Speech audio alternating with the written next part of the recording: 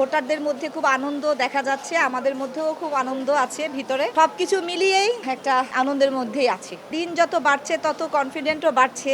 আমার যেন খারাপ না লাগে, কেউ আমাকে ডাবের পানি খাওয়াচ্ছে। এই যে একটা ভালোবাসা, এই ভালোবাসাটা তো আসলে ভোলার মতো না।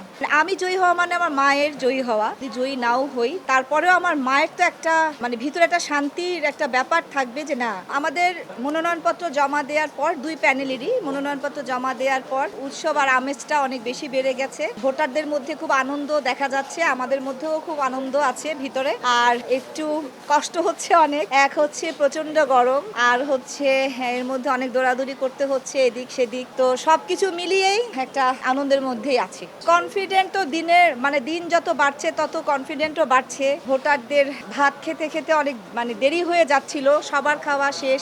আমরা কয়েকজন আসল ফল থেকে তৈরি সম্পূর্ণ প্রিজারভেটিভ মুক্ত ফ্রুটিকা, পিওর মানে ফ্রুটিকা। খেতে পারছিলাম না। তো এর মধ্যে এক ভোটার দেখলাম, উনি আমাকে বললেন যে আমি এক্ষুনি আমার বাসা থেকে যে খাবার নিয়ে আসি আপনার জন্য। সে দৌড়ে যে আমার জন্য ভাত তরকারি, তার বাসায় যা রান্না ছিল সে নিয়ে আসছে সেটাই। তো এই যে ভোটারদের ভালোবাসা, কেউ কেউ আমাকে উল্টা ঠান্ডা পানি দিচ্ছে, কেউ ঠান্ডা কোল্ড ড্রিঙ্কস দিচ্ছে, কেউ এই ভর্তা সেই ভর্তা এনে দিচ্ছে। আমার যেন খারাপ না লাগে, কেউ আমাকে ডাবের পানি খাওয়াচ্ছে। এই যে একটা ভালোবাসা, এই ভালোবাসাটা তো আসলে ভোলার মতো না। আমি আশাবাদী, আমি কালকেও বলেছি আমি 99%, এখন আমার মনে হচ্ছে 90% থেকে 99% আমি চলে গেছি।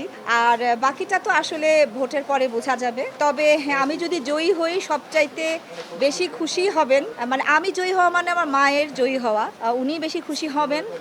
আর যদি জয়ী নাও হই, আল্লাহ না করুক, যদি জয়ী নাও হই, তারপরেও আমার মায়ের তো একটা ভিতরে একটা শান্তির একটা ব্যাপার থাকবে যে না, আমার জন্য আমার মেয়েটা আসলে পারুক না পারুক তবুও তো সে কষ্টটা করেছে।